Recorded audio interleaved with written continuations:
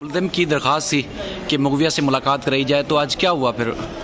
देखिए जी, गुज़िश्ता रोज़ हमने एक कॉन्स्टिट्यूशनल पिटीशन फाइल की थी जो कि एक डिविजनल बेंच के सामने, यानी कि 2 रुकनी बेंच होती है ऑनरेबल हाई कोर्ट की, उसके सामने एडमिट हुई है। उसकी एक समाअत जुम्मे को है। उसके अंदर हमने जहां बच्ची की कस्टडी मांगी है ऑनरेबल हाई कोर्ट से, वहाँ हमने ये भी दरख्वास्त की है कि जब तक ये ट्रायल ख़त्म नहीं होता, क्योंकि बच्ची प्रोसिक्यूशन विटनेस है और ज़हीर इसमें मरकज़ी मुल्ज़िम है, इन दोनों की मुलाकात ना हो वरना वो विटनेस अंडर इन्फ्लुएंस आ सकती है। तो चूँकि अब एक डिविजनल बेंच इसी मुद्दे को, मुलाकात के मुद्दे को अब सुनेगी और ज़ेर समाअत है, तो जो आज एक सिंगल बेंच थी divisional bench honourable high court की, उन्होंने बिल्कुल ये सही समझते हुए, जो कि एक हमारे यहाँ प्रोसीजर भी है, रिवायत भी है कि जब 2 बेंचेस के सामने एक इशू का मसला हो तो कॉन्ट्रडिक्टरी जजमेंट्स अवॉइड करनी चाहिए। तो इसलिए प्रोसीडिंग्स एक जगह आप थोड़ी रोक देते हैं जब तक दूसरी बेंच फैसला ना कर ले। तो फिलहाल जो है अब इसको एडजर्न कर दिया गया है 16 तारीख के लिए। 6 तारीख को जो 2 रुकनी बेंच है वो हमारी सीपी सुनेगी,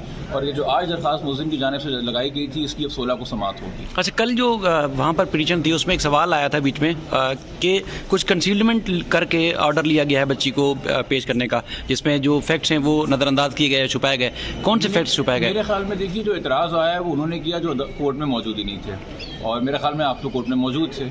मैंने तो तमाम तर बात बताई, और ये इल्ज़ाम लगाया गया कि हमने ये बात कंसील की है कि हमने ट्रायल कोर्ट के सामने एप्लीकेशन मूव की हुई बच्ची की कस्टडी की, जबकि उनको ये नहीं पता कि हमारी हाई कोर्ट के अंदर सीपी फाइल करने की बुनियादी रीज़न ही ये है कि हमने ट्रायल कोर्ट में बच्ची की कस्टडी की एप्लीकेशन मूव की, जिसके बाद मलिशियसली बदनीयती के साथ ट्रायल कोर्ट को हिंडर करने के लिए उन्होंने नो कॉन्फिडेंस की एप्लीकेशन मूव कर दी, जिसके बाद 10 दिसंबर से लेके अब तक तकरीबन 25 दिन से ज़ायद हो चुके हैं। ट्रायल कोर्ट एक कोल्ड स्टोरेज में चला गया है, प्रोसीडिंग्स फ्रीज हो गई हैं। ये तमाम तर चीज़ें, डॉक्यूमेंट्स और तमाम तर ऑर्डर्स और इनकी भी दरख्वास्त जो उन्होंने ट्रांसफ़र की लगाई हैं, ये सब पिटिशन में शामिल करके यही कल कोर्ट को आगाह करके कि देखिए, हाई कोर्ट आने से पहले आपको हाई कोर्ट को मुतमईन करना पड़ता है कि आपने अपने बाकी लीगल फोरम्स एग्जॉस्ट किए कि नहीं किए हैं। तो अल्हम्दुलिल्लाह हमारी तो कभी भी कंसीलमेंट की प्रैक्टिस नहीं रही है, मगर जो इस केस की प्रोसीडिंग्स को फॉलो करते रहे हैं उनको आज भी पता है कि आज तक एक 8 जून का पुरानी सीपी का ऑर्डर